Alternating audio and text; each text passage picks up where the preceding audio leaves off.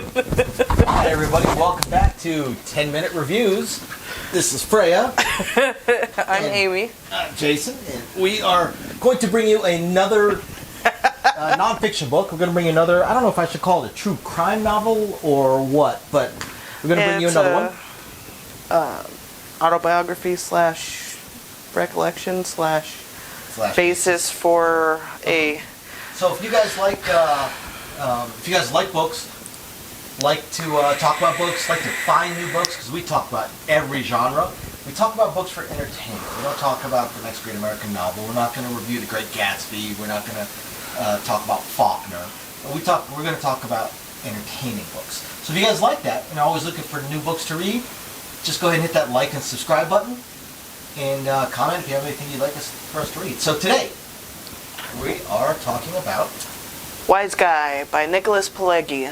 This book was the basis for the movie Goodfellas, which is one of my absolute favorite movies. He knows how many times have we watched it in the last 4 years.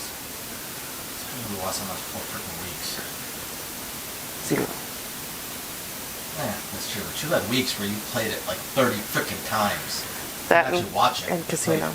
So, I know a lot of you guys have probably seen Goodfellas. And if you haven't, shame on you. Especially if you are, her age or older. Most of you older than her, but although I've managed. But it's an absolutely fantastic movie, and it is based on this book. And that's the interesting thing. A lot of true or based on a true story movies that are about 10% are so true. Loosely based. They're not. They're based off of, say, a story or a news article or an event that happens, kind of like Tombstone. It's based around the what happened to the Old Great Corral, but it is not anywhere near actual. It's not terrible. I put it at 50%, maybe ish. And that's pretty good for based on a true story. Oh yeah. Black Hawk Down has got a lot of holes in it. But this one, instead of being based off an event, is actually based off of a book that's based off of an event, a series of events, based off of a person, really. Yeah. And it's absolutely fantastic. It's the story of Henry Hill in, what city was it in? Oh, it was shit. That's my favorite city. That's usually, I'm usually in that city. I don't remember. Because I don't think it was Chicago. Possibly New York or Jersey or something. I don't know. But pretty sure it was Jersey, somewhere in Jersey. Henry Hill, and it talks about how he got into the mob, because the mob, even back in Jersey and New York and in heavily mob-run towns, the mob was right there in your face back in those days, and was very, very in your face. And but because they were untouchable. It still wasn't it wasn't like a career you aspire to. Unless you're Henry Hill. And he talks about how even as a very, very small child, he knew he wanted to be in the mob. And he talks about why. And that's the thing with this book, is that despite the fact that honestly, Henry Hill is a little bit of a D-bag. A little? I mean, some of the things he did were absolutely terrible. At the same time, it actually really does humanize him, because a lot of his reasonings that he talks about makes sense, that you get it, like especially as a small child living with a very, very poor family. He's working for a very poor family. I'm just a poor boy. I'm a poor family. His parents were struggling. Here comes our stuff. Hello. His parents were struggling. They were definitely without a lot of money. Thanks. And he talks about how Henry Hill, he sees these gangsters in their nice clothes, with their nice cars, spending more time hanging out with their friends than having to work, and yet they've got all the money. They go to the nice clubs, they eat in nice restaurants. They have all the respect. They're safe, in theory. From what he sees, they're safe because they're respected or they're feared. And he had seen it from such a small a young age, and to where he equated respect and fear almost as the same thing. Yeah, very much so. And if you think about it, that makes sense. I mean, if you're a small child and you're living in poverty and you're living on the rough streets, and you see these guys that nobody messes with, nobody talks down to them. They always have money. They always have food, and the best food. They have the best cars. They're always hanging out and having fun with each other because they're not having to work, or it doesn't look like they're having to work. Like, all of that is appealing. I mean, what small child doesn't want to feel safe?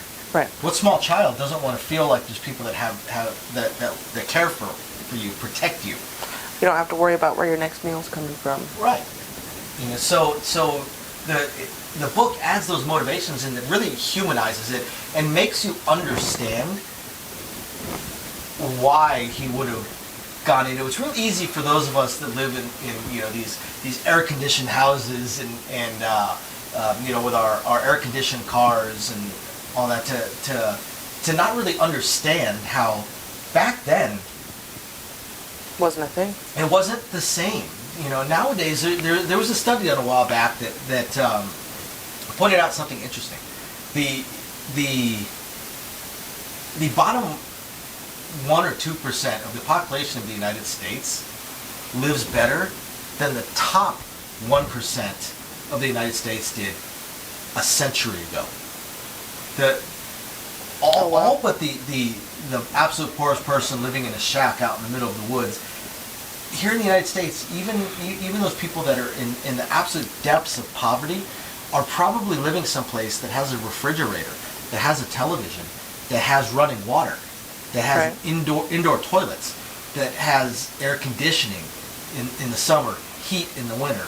They probably have a cell phone. They probably have a car or know someone that does, or have access to a car, even if it's a beater. And a century ago, the richest people on the planet didn't have, because most of that stuff wasn't invented yet, or a lot of that stuff wasn't invented yet. So when Henry Hill was a child, this was obviously not a century ago, but when Henry Hill was a child, there probably wasn't central air in his apartment. Sure he had a toilet, but he didn't have central air. Cars were out there, were very prevalent, but everybody didn't have one. Every family didn't have 2 cars. Right. There might not have been a dishwasher in the house. Oh yeah, probably. Well, yeah, washing machine. Once you get old enough. Right. I remember that as a kid. Oh look, the apartment doesn't have a dishwasher. My dad goes, yes it does. Great. And yeah, I was the dishwasher. So, Henry, 100 years ago. Look at it.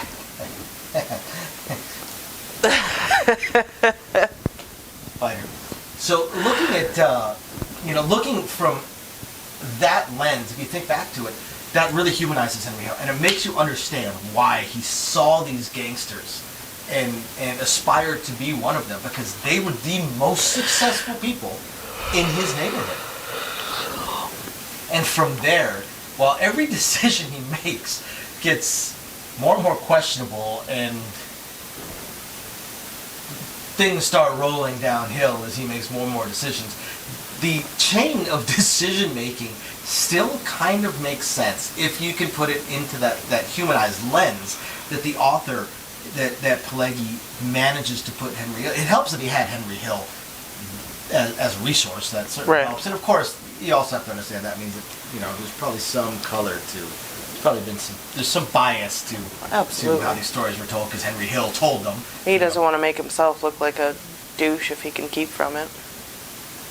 Unfortunately failed, but it makes sense how you go from looking at these guys as a child to do it running small errands for them and getting paid small harmless errands, parking cars, to burning cars when somebody ticked them off, to running full-blown jobs, to eventually murder and drugs and womanizing and eventually turning on them. Yep. When the writing's on the wall and it's either your life or theirs, I mean, when you're backed into a corner that hard, I mean.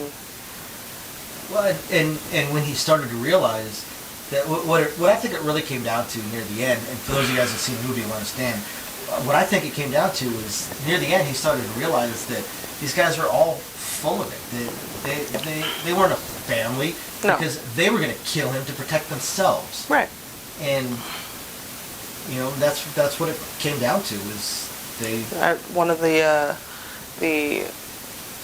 lines from the movie that stuck with me the most was at the end. When he's going to Polly for the last time.